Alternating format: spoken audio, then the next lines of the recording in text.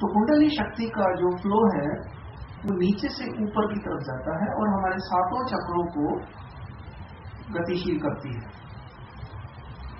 और हमें ऊर्जा प्रदान करती है। हमारे अंदर अनंत अनंत शक्तियों के भंडार को वो जागृत करती है। हमारे अंदर बहुत सी अद्भुत शक्तियां हैं, जैसे देखने की शक्ति। देखने की ये शक्ति नहीं, ये दो आंखें नहीं, जो हमारी तीसरी आंख यहाँ पे है। जैसे आप अगर देखें हिंदू देवी देवताओं को, तो उनकी यहाँ पे एक तीसरी आंख बनी है। वो तीसरी आंख हर इंसान के पास है, हर मनुष्य के पास है, मगर सोई है। असल में तीसरी आंख है क्या? तीसरी आंख जो है वो हमारी आत्मा की आंख है, हमारी नहीं। यहाँ पे ऐसी कोई आंख नहीं है, लेकिन वो हमारे आत्मा की आंख है। जो यहाँ के जो चक्र है हमारा, उसके साथ कनेक्टेड है, उसके साथ उसका लिंक है। जब हमारा अन्य चक्र, थर्ड आई, ये वाला चक्र गतिशील होता है, उस समय हमारी तीसरी आंख गतिशील हो जाती है। और जब तीसरी आंख गतिशील होती है तो बहुत से इल्यूशंस होते हैं, बहुत सी अदृश्य चीजें हमें दिखाई पड़ती हैं।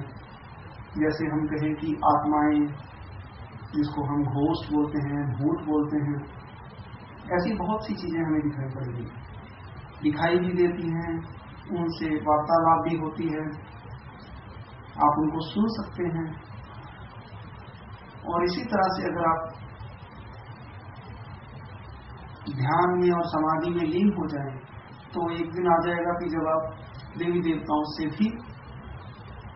देवताओं के भी दर्शन कर सकते हैं। और ये सफर कोई बहुत लंबा नहीं है। ये इस तरह है कि हमने एक द्वार खोला और दूसरी तरफ चले गए। डायमेंशन का फर्क है, फ्रीक्वेंसी का फर्क है। अब जैसे हम रेडियो ऑन करते हैं, तो अगर रेडियो मिर्ची सुनना है तो रेडियो मिर्ची चलेगा। अगर बिग एफएम सुनना है तो उसके लिए फ्रीक्वेंसी को हमें घुमाना पड़ता है, उसको चेंज करना पड़ता है। उसी तरह से जो हमारी फ्रीक्वेंसी है और जो अदृश्य शक्तियों की फ्रीक्वेंसी है, दूसरी दुनिया जिसको हम बोलते हैं, वो अलग है।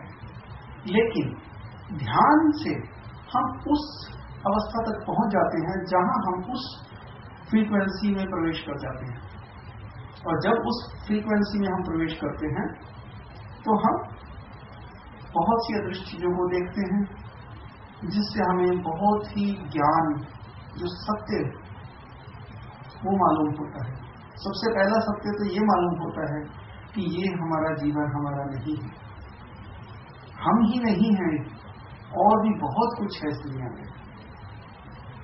और सिर्फ यही दुनिया नहीं है, और अनंत अनंत दुनियाएं हैं। एक हमारी पृथ्वी नहीं है, ऐसी बहुत सी पृथ्वियां हैं जिसको गैलेक्सी बोलते हैं। हमारे ऋषि मुनियों ने